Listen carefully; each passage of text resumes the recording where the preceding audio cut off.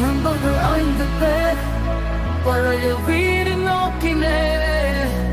ஆனால் இதென்ன வீடு என்று பயமாயில்லை விளையாட்டா. விசித்திர சத்தம் கேட்கிறது, நிழவு ஓடி போனது.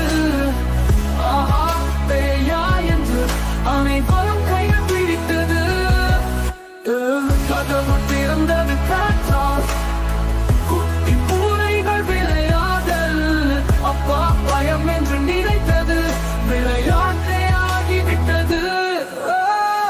சிறு நேரம் பயமாய் தோன்றும், உண்மையில் வேடிக்கையாகும்.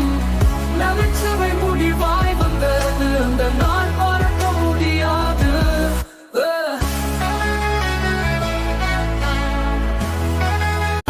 நண்பர்கள் 5 பேர் பழைய வீடு நோக்கினே. ஆனால் இதென்ன வீடு என்று பயமா